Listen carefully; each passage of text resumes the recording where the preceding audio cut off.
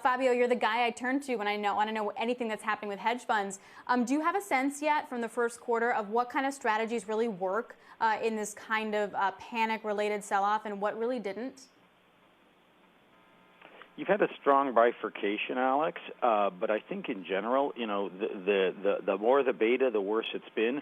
Without doubt, the epicenter of poor performance has been once again event-driven, which lost 15% in the first quarter and has added to that. 12% alone in the month of March. Year to date, the 5-year return for event-driven is now barely 1% annualized.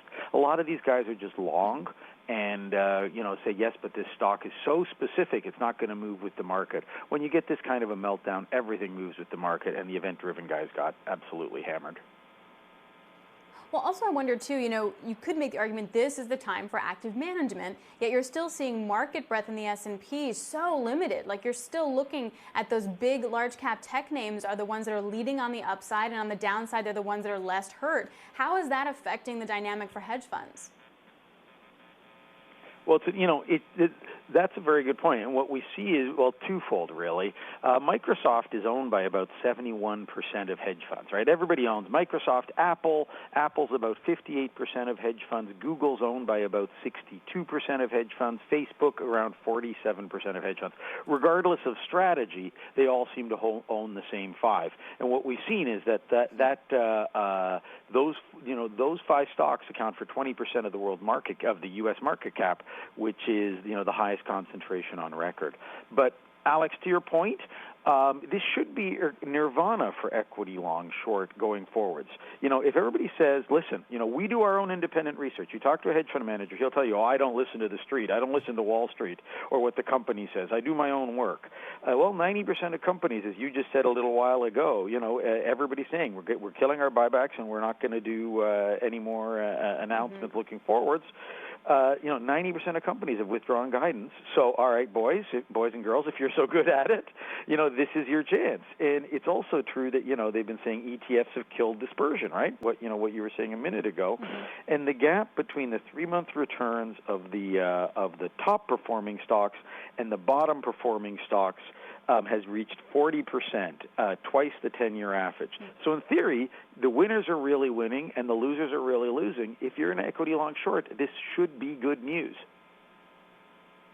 Right, you have to be in the right stocks and then not with the crowd at the same time. So that brings me to one asset class, commodities in particular. Obviously, we've seen the distortions in the oil market that have really wreaked havoc on so many brokerage firms, et cetera. How does that kind of volatility doesn't seem to quite encompass the correct word for what we've seen. How does that affect hedge funds?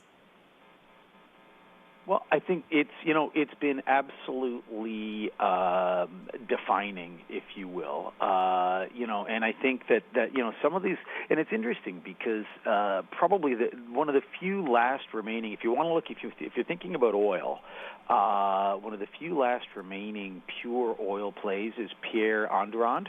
And, he is an oil trader. And what's interesting is he's been all over Twitter, all over anyone who would listen, that this is going to be a disaster. And, he's made around 122% for the first 3 months of the year. He was short the front month, short the front month, looking for increased contango. He hit it out of the park. But what's interesting is that he made it incredibly public. So I think, of all the people out there that have profited from this, he's done very well. Alan Howard at Alan Howard and his team generally also do well when there are sharp locations.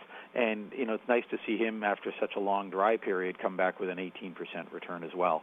So some people have absolutely captured this, no doubt. Plenty have gotten crushed, as you know.